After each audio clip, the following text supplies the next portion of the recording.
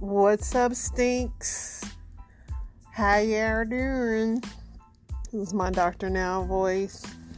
What's up? What did I do today? I bought a little stepper thing on Amazon. It's only like $60. It's one of these little stepper, because I'm not going to the gym every day. I hate the gym every day. Like, I like to work out, but I need like variety in my life. So bought a little new toy to work out with. Did that. Me and Hubs watched football. We watched the Chargers and the Cowboys, and of course the Cowboys won, but it's a pretty good game. Justin Herbert, he has like a lot of money, but he still ain't cleaned up his acne. That dude got some bad skin, and I'm trying to figure out how. The one thing that I was listening to during that game and just all the shows I've been watching is, I hate people with that voice fry. Like, when was voice fry even invented? Because like Californians, in the history of Californians, they did not have this like stupid dumb thing. And when I say voice fry, I'm talking about that Kim Kardashian, like, oh my god, like totally, like, I can't stand it. Even dudes do it. It's the most annoying. I wish that accent can be destroyed. It is not cute. I don't even know why people do it. I don't know why it's fun. If I talk, like, I know I have a list. I've accepted that in my life. And when I try not to talk like that. But why do y'all want to talk like freaking, like your voice is like crackling? It's the most annoying thing. And it's literally not how people talk. Because Kim Kardashian growing up did not talk like that. So why? I just want to know why, and can we just get rid of it? But that's a long list of other things that we need to get rid of in this world. What is happening in the news? I don't know.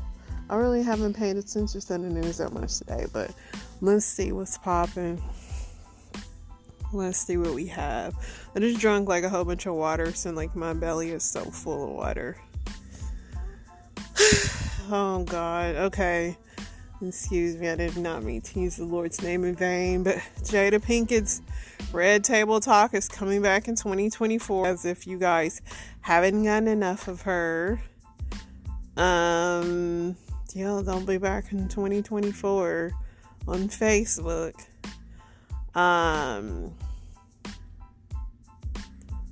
Missouri woman fighting to prove her existence after being declared dead for over 15 years. That sucks. You'd always think that has its benefits until you gotta buy something, right? But that sucks. And Jada also says she and Will are working hard to heal their relationship back to partnership. And I'm like, Will, this is your chance to leave. I just didn't, you know?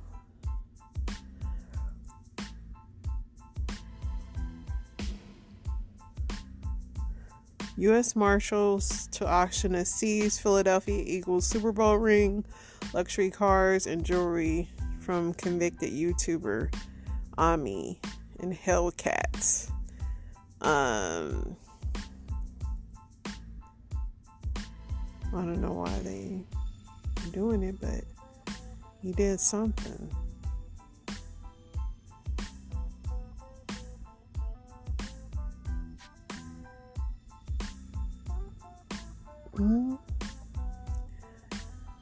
Some of this news is just super lame. Let's see what else we got here. White House confirms Biden will visit Israel and Jordan on Wednesday.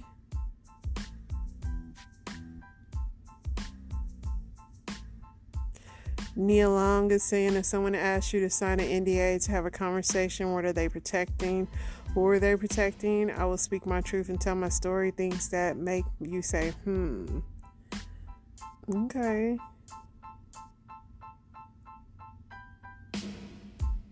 Okay, Nia Long.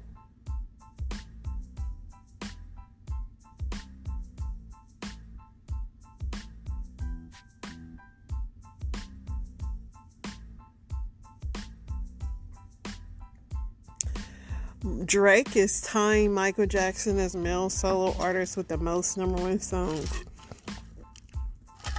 And this is y'all fault because y'all keep making Drake go number one.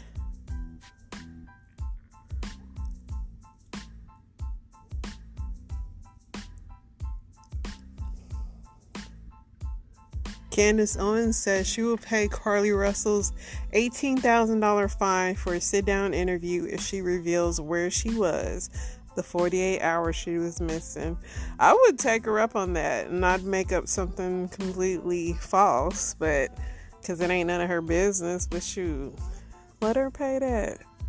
She gonna continue to talk about you anyway, so let her pay that fine, honey. I'm not playing.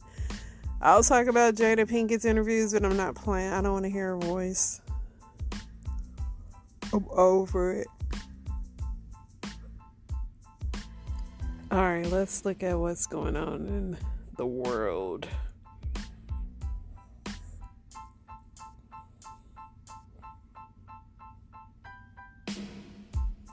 The Hamas released a hostage video of a woman taken from the music festival. 2,000 U.S. troops told to prepare to deploy to Israel. Hamas. That's crazy. Party mom who threw alcohol-fueled teen sex party searched internet for good books with young sex and prettiest 16-year-old. What's wrong with that lady?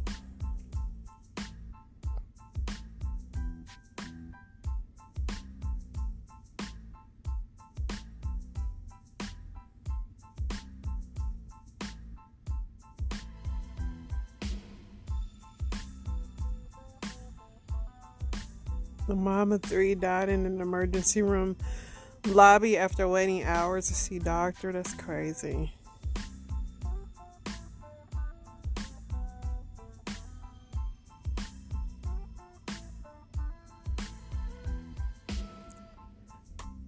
Yeah.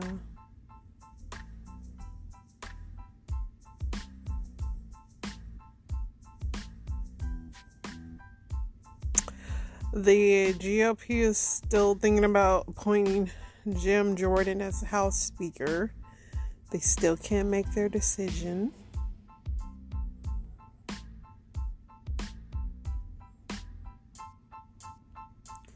And that's pretty much it, y'all. That is pretty much it.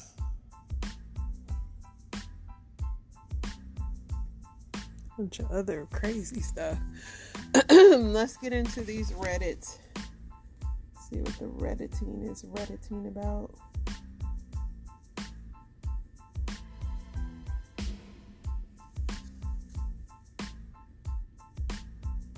Alright, let's see what we got here.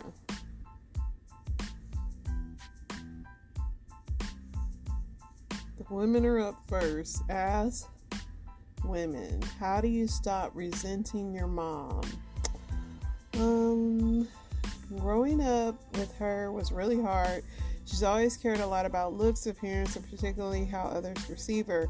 She talks constantly about her weight and her latest diet. I told her that I don't want to be in the house with conversations, but she doesn't hear it. I just feel such resentment towards her when it comes to my looks and my self-esteem. She's constantly talking down about others. Just an hour ago, she said a girl we know got hit with an ugly stick. I'm anxious to see her. I never know what she's going to say about my appearance, and I've been snapping at her when she comments on my outfit, yada, yada, yada. This is my advice. That generation was very much into appearance, and as you can see, we aren't. And, I mean, that's just your mom. I mean, you're not going to change her, I don't believe. And that's fine. I mean, it is worse things, and from what this sounds like, there are worse mothers out there. Not saying you should put up with it, but I don't think it's that big of a deal. I mean, just avoid her sometimes. I mean, sometimes, like, if I want to gossip, I know I can call my mama up. Because some people you want to call up and be like, Mama, this girl or that and that, and we will have a good old kiki. And then if you want to be on positive vibes, then you just don't. But I think mothers are so important, and we have to accept people for who they are and where they are and what era they grew up in. And so I can understand that era, because like I said, back then they did care about how they looked, and they did care about a lot of appearances. We kind of aren't that society anymore, and that's okay too. I think both things are okay, because for the time they had to exist in, that's just how it was. So there could be worse things. Let's see what other people saying. Don't put mothers on a pedestal. She is human. Humans are flawed. Yes. Like, yeah, your mom didn't put you in a closet and starve you.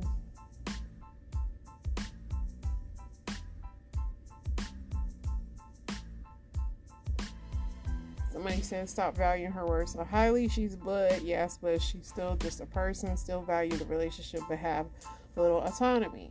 True. I mean, that's like sisters. Like me and my sisters, we all have different styles, different everything. They might not like what I have on or say whatever, but that's whatever. Like, that doesn't make or break you. Women who are divorced or broke off an engagement but ended up with your ring, what did you do with them? I have no clue. I have lost so much jewelry. I kept it, but where it is, have no clue. I can barely keep up with my wedding ring now, man. It was gone for like 3 years, and then I moved to this new place and found it again. My job, I can't wear jewelry, so I can lose anything. But yeah, I've lost all jewelry. Somebody said traded them into the jeweler. Pawned it. A lot of pawns going on. Yeah, you can pawn it or whatever. Do you prefer to date men you've been friends with? I've never been successful at that, because I mean, when I'm friends with a man, I truly see him as my friend. So if we cross over, it's just not the same. It's not the same. I would not recommend. Someone says, I prefer to know a man at first, as a friend at first. It's one thing about friends, but it's about, is it friends to date, or friends we're going to be friends for years? If we friends for years, we not dating. Somebody says, definitely case by case. Personally, I would exclusively date people I'm first friends with. I believe friendship is the foundation. Personally, yes, but it varies. Separate groups. If I'm not interested in someone when I meet them, and they're interested in me, I'm not going to develop a sexual romantic spark later on. Never say never, but for me it's no, or you're my friend, you're my boyfriend, but I don't just randomly like one of my friends. A lot of y'all are saying yes, a few no's. I personally, like I said, if you're my friend, you're going to stay my friend. I mean, of course you need to like the person you're romantically interested in, but to me, when you're friends with somebody, you don't look at them in a sexual way. Like, I don't look at any of my male friends as, like, sexy. I just look at them as, like, dudes. But I don't really have any male friends right now because, one, I don't really leave my house, and two, yeah. Sudden and random increases in libido. Is this normal? Yes. Somebody said, I'm not a doctor, but exercising can definitely increase your libido. True. Exercise, age. Yeah. It can go up, it can go down. Let's see what the men folk are talking about.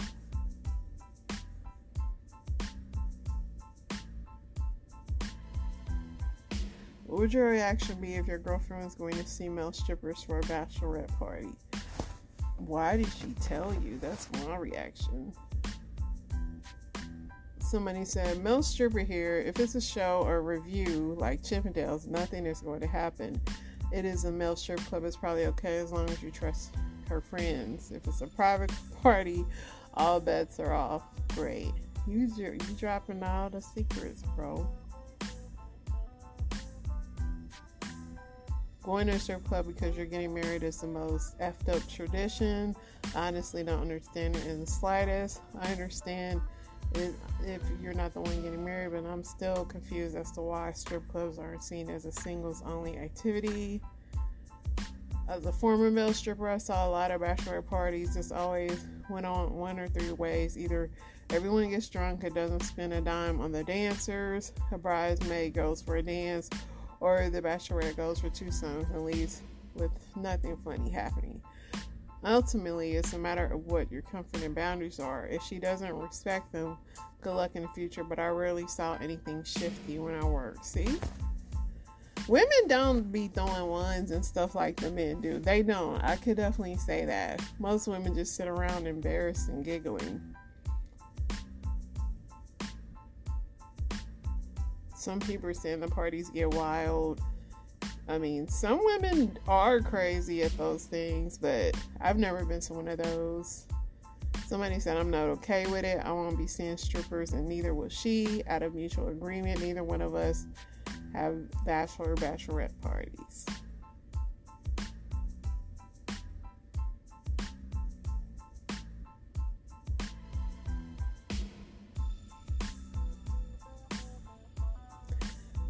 Let's see what else is going on.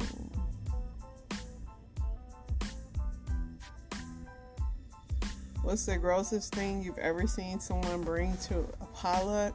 Somebody made some freaking stir fry with hot dogs in it. That was gross. Needless to say, I wasn't gonna eat it, but some people's idea of what food is crazy. Some kind of lasagna with the layers had chicken, cheese, jalapenos, mushroom soup, and spicy mayo. What the heck? Someone made brownies with ground meat in them. Oh my gosh.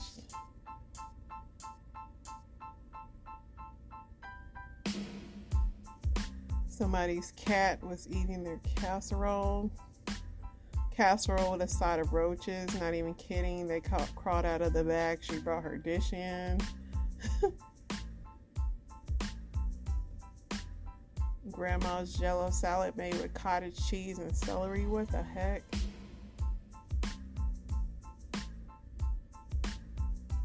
Shepherd's pie and the mashed potatoes were green.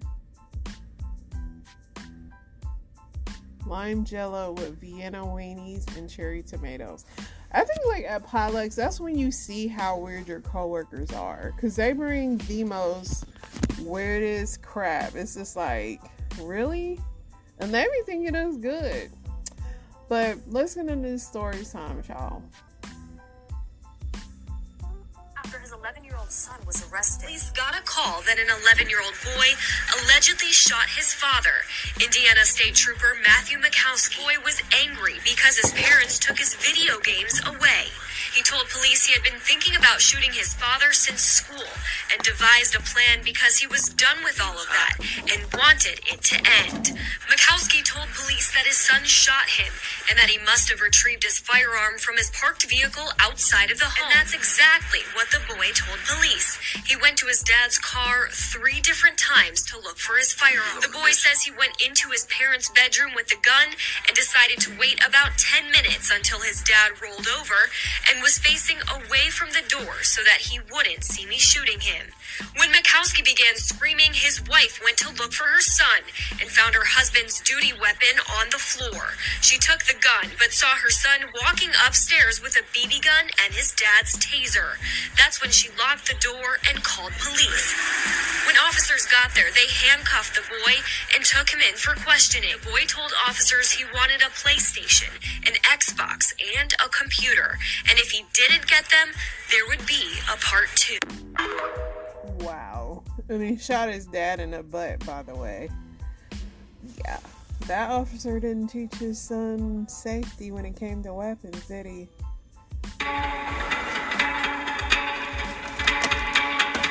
After a lifetime of silence, I finally get to use my voice to share my story and speak my truth.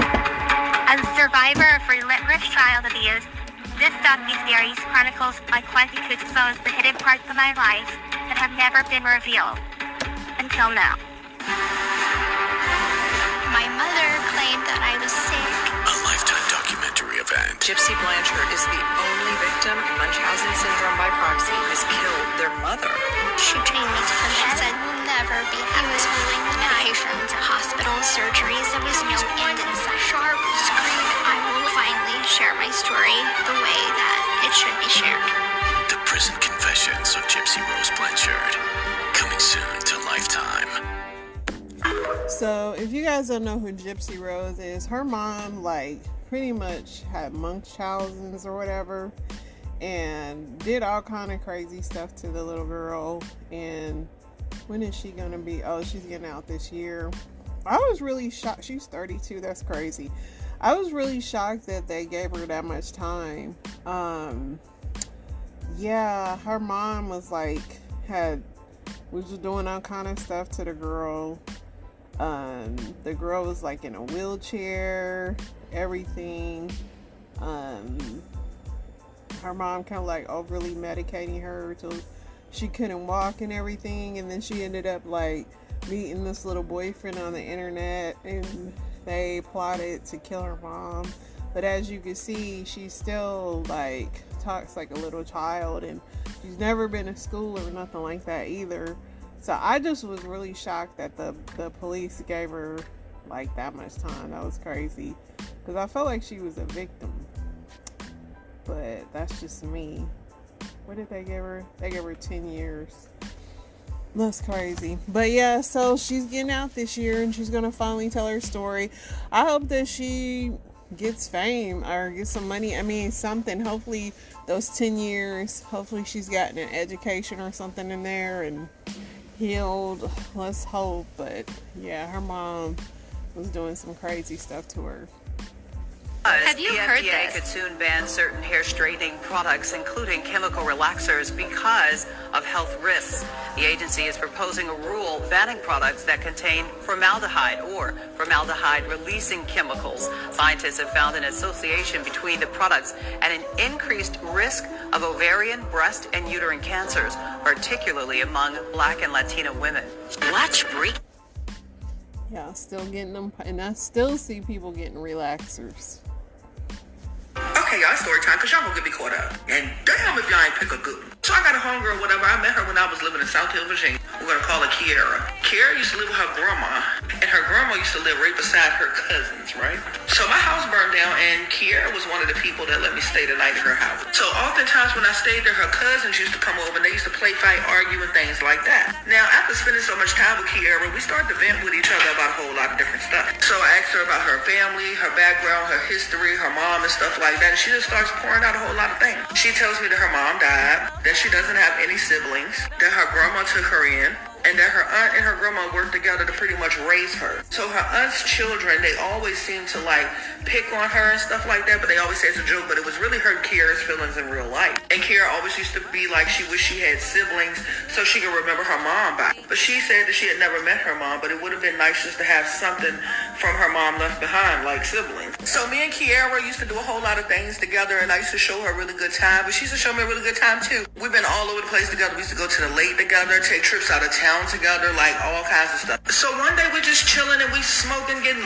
lit as hell, and she's like, "Shug, can I tell you something without you thinking that I'm weird?" I'm like, "Sure, what's up?" She's like, "Sometimes I feel like I have siblings, sometimes I feel like I actually have a twin." And I'm like, "What makes you feel that way?" Okay, because I'm thinking the bitch have. She's just like, "I don't know, I can't explain it. It just feels like I have a sibling somewhere." So weeks go by or whatever, and we're all just hanging out and chilling, and her and one of her cousins get into an argument. And in the midst of the argument, her cousin goes, "That's why you adopted." Her other cousin screaming like, "Why would you tell her that?" And then her aunt come out and she's like, "That's not how she needed to find out."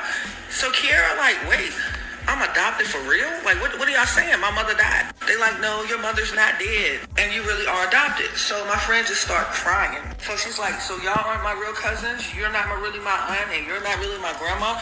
It was really emotional, y'all. It was some shit. So Kiara and I set out to go and find her biological mom. And after doing a whole lot of digging, we finally find her mom. And when we finally meet the mom, which was in Virginia Beach, like, I'm not gonna lie, y'all, I could not stand her. She was really stuck up, really bougie, and a hot fucking mess. Lord forgive me, because whatever. So she's asking her mom all these questions, like, am I an only child? Her mom's like, yes, you're an only child. You don't have to live out here anymore. You can come and live with me. The only reason I gave you up when you were a baby is because I had to do tours in the army. So basically you picked the army over your fucking child. Long story the fuck short. And my homegirl is like really open to moving down to Virginia Beach with her mom. And I didn't want her to go, but it's just like, I can't be selfish. So I let her, I can't say I let her, but you know, I didn't give her a lot of mouth about her wanting to get to know her mom. So she's staying down there and everything's working out for a little while, but then she starts calling me and telling me that things are not going so good at her mom's house. I'm trying to be a supportive friend. I'm like, okay, just calm the fuck down. Just get to know her a little bit. Just understand, like, she was in the military, so she might have, like, some strictness about her. Well, my homegirl decides that she wants to come home and visit. Her mom does not want to bring her home, y'all. So I tell my homegirl, well, look, I'll come to Virginia Beach and get you.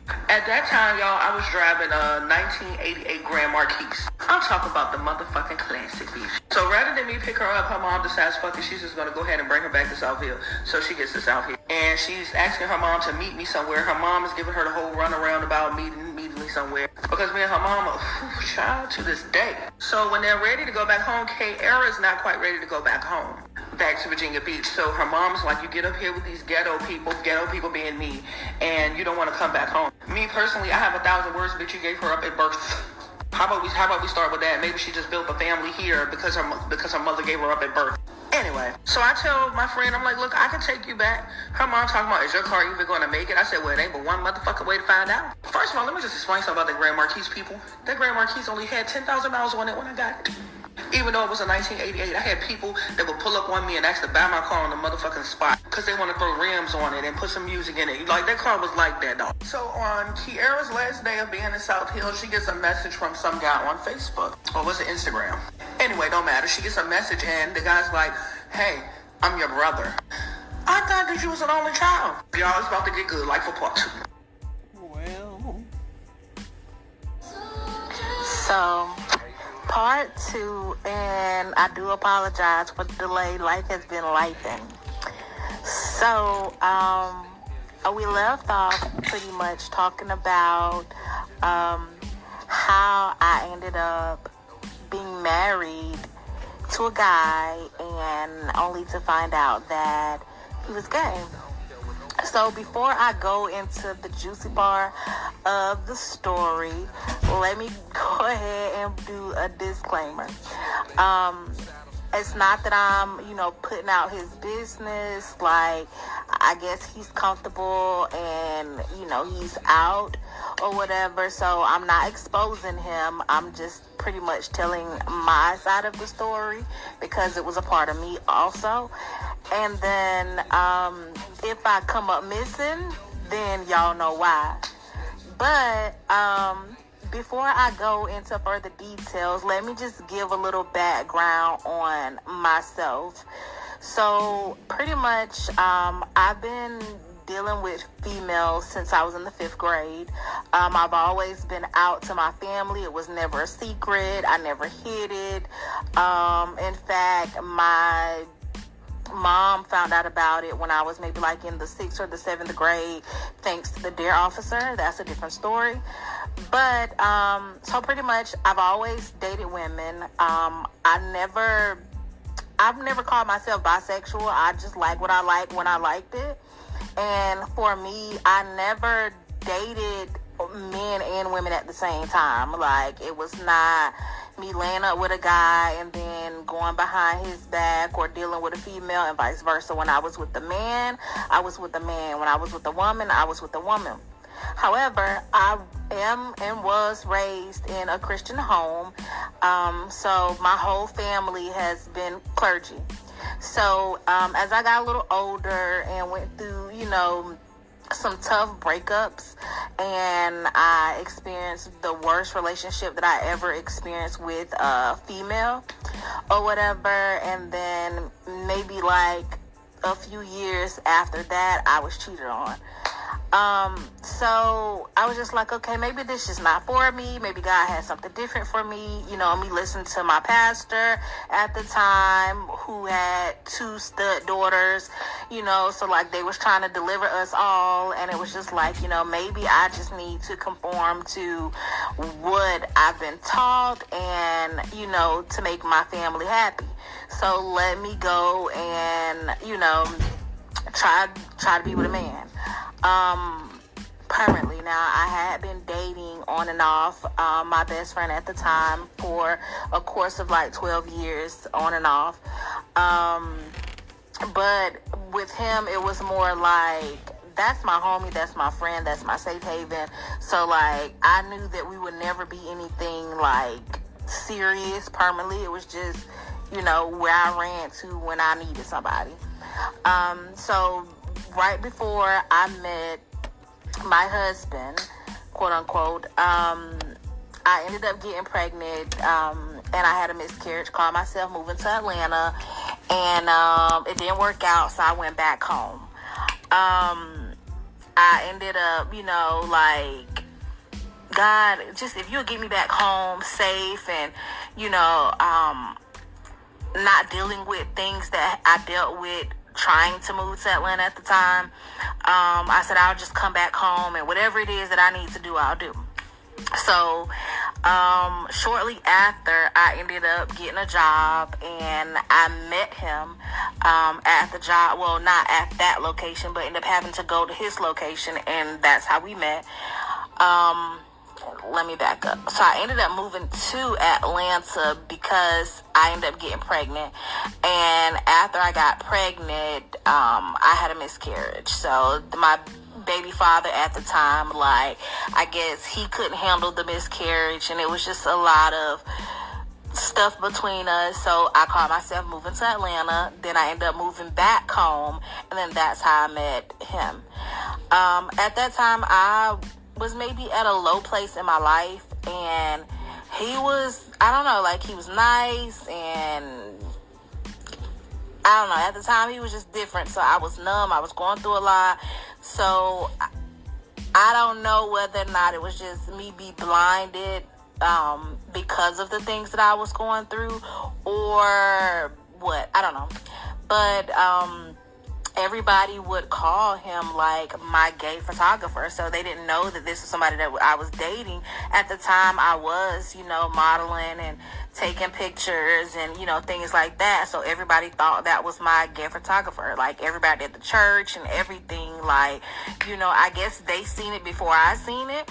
And it's crazy because maybe I should have seen it, but I didn't. But, yeah.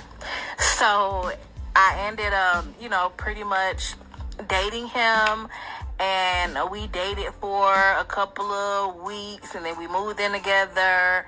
And then shortly after, maybe like 6 months of us like dealing with each other, not even 6 months, maybe like 4 months or whatever, he proposed to me. So I'm thinking like we were talking about moving in together, because at the time we had roommates. I was there with him and his roommate. So I was like, well, I can't marry you. I mean, I can't live with you unless, I'm married. I'm not shacking or anything like that. So I'll find me a place and you stay where you at. But if you're trying to do the right thing, then, whatever. So that led into us, talking about it. But I didn't know that everything was going to happen so fast. Of course, like I said, I was in a place in my life where I was still trying to find myself. I was hurting. I was numb or whatever. And at the time, he just kind of like rescued me, I would say, from the things that I was dealing with. And especially, like, I took the whole miscarriage thing so hard. Like, I don't know, he was there. But lo and behold, right after things kind of got a little serious, then I guess now that I look back, the signs were there the whole time, but it was just a lot that was unfolded after we said I do, and I'll go into details in the next clip. No. You married a gay man. What else is there to hear? She married a gay man, and now they're divorced and they're just friends. We don't need to hear part 2. We know how that went. Your first mistake when we went to Atlanta and trying to get a husband. Unless you married an African down there, you coming up with a man with some sugar in his tank, my love. Hi, yes, my laptop is here. Can I please retrieve that? What do you think about going to someone's house late one evening, where 2 strangers knock on your door and say that their laptop is inside your house and they need to come in to check? In this video, you will see 2 women coming to the door of a man's house and claiming that one of their laptops is inside his house, and their goal is to get inside. What do you think will happen next? Watch the homeowner's reaction to this situation. So this woman's trying to find her laptop. Let's see what happens. Hello? Hi, yes, my laptop is here. Can I please retrieve that? Your laptop is here? Yeah. I don't even know you. Yeah, I know. Well, I just did a find my phone thing, and it's apparently here at this, I have no idea how it would be here. Sorry. I'm sorry? I don't know how it would be here. I don't even know you. Okay. No, I know that. That's what people do who steal. But if you want me to... I don't know. I have no idea. I don't have a laptop. I'm going to go ahead and call the police right now. Yeah, I'm sure you will. Okay. Thanks. She has it.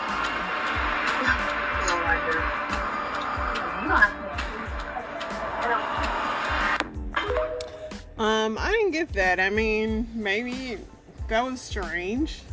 Maybe her laptop is in the area. I don't know how accurate that is, but she probably should have called the police first before she just showed up at a random person's house saying that her laptop was there. I don't know, but they left. And that was that. I'll be back tomorrow with more of these goofy people. You guys stay safe.